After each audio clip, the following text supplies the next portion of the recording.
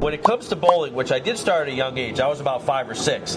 I didn't really play competitively until I moved to New Hampshire, and it was like 12, 13 years old, I joined the league. And when I moved out to Salt Lake City, that would be 1999, I started joining more leagues. My average jumped from 190 to 211 to 220, and then I was in the 230s for a good 15 years. So bowling, you're actually really good at it. Yeah, so I could have been a pro. I could have been a pro bowler, but in bowling, you need sponsors like you. I mean, those are incredible numbers. Why, in your opinion, was no one coming to you for sponsorship?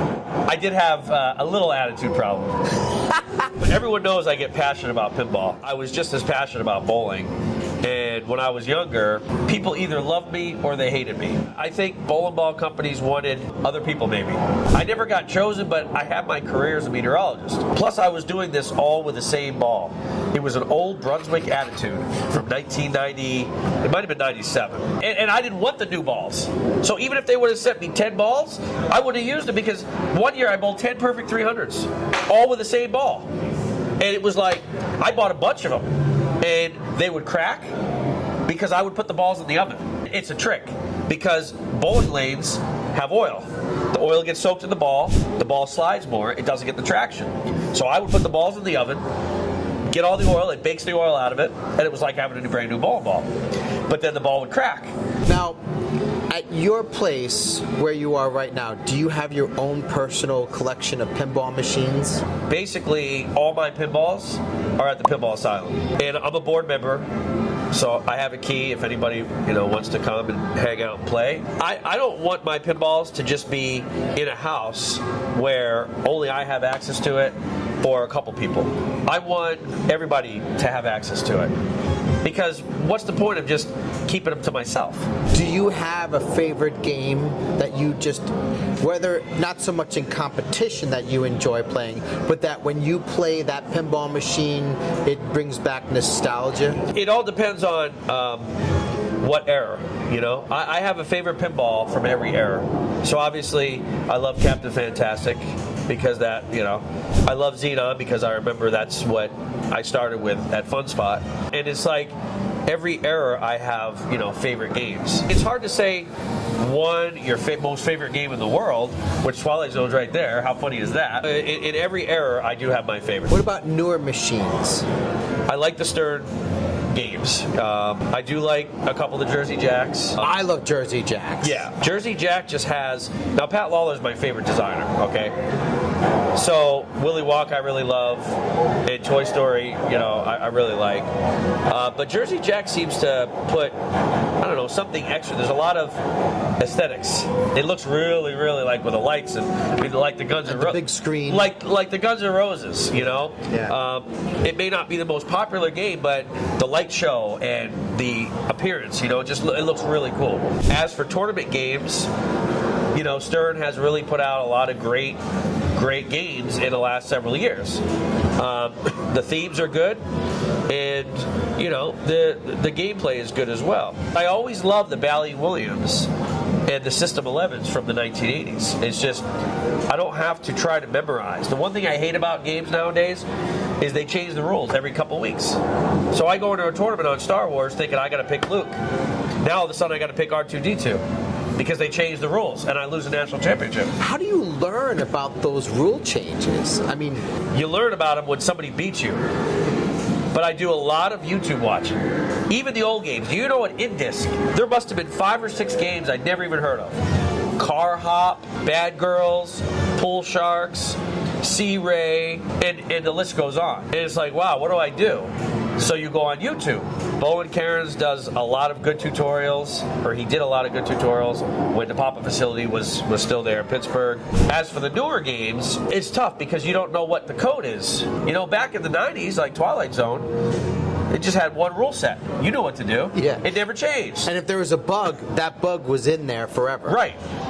But still, you didn't have to worry about, oh my gosh, Star Wars, now you pick Princess Leia.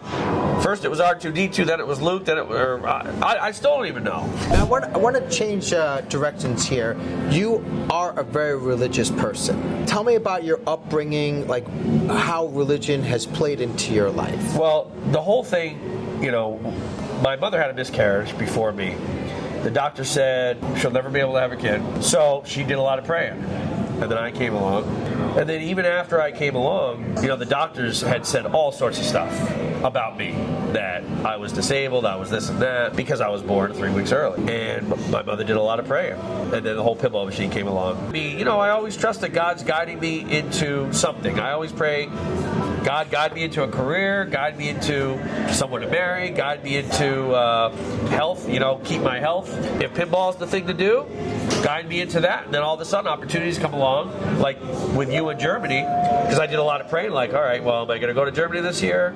And I kind of felt that I was meant to go. And I'll say, okay, I'll see what happens. And then you came along. So, God works in mysterious ways, and He uses other people. I've just kind of tried to live life that way, that if something doesn't work out, it's because God's got another alternative. God's helped me out big time. We're sponsoring you, like you said before, to go to Germany. At that tournament, what are your plans? That's in June. So IFPA 17 was the Pinball Asylum. And so this is IFPA 18, which is a very small town in Germany. You got to fly into like Frankfurt, and then it's a 45-minute to an hour drive. Now, Germany has got the European Pinball Championships the week before, and there's 10 days worth of tournaments 10 days leading up to the IFPA 18. So it would be really cool, to go out there for the whole, 10, 11, 12 days, whatever it is. And I'll be looking to going with you over there to Germany. That's amazing. As a TazPinball sponsored team. What I really love is that it's one thing for somebody to say, hey, I want to pay for you to go to Germany. And people that know me, they know that I'm not just like, I don't like taking things from people. I mean, I feel bad when you pay for my dinner, but that's just how I am. But because you're doing it for such a good cause, you're trying to get young people and you're trying to get amateurs that will become better into pinball. I really think it's a great thing, and it's really fun to be a part of that, just as I'm a part of Project Pinball with Dan Spoler and had been to several hospitals helping to promote, putting these games in children's hospitals, which I love that as well. So I'm really excited, and in fact, I had the thought when you said, oh, I'd like to pay for you to go to all these different tournaments. I said, yeah, but what if you come with me and we can both promote what you want, rather than just say, here, Eric, here's some money to go play a pinball. How about we both do it together? Because then I feel like I'm doing something. I feel like I'm not a taker.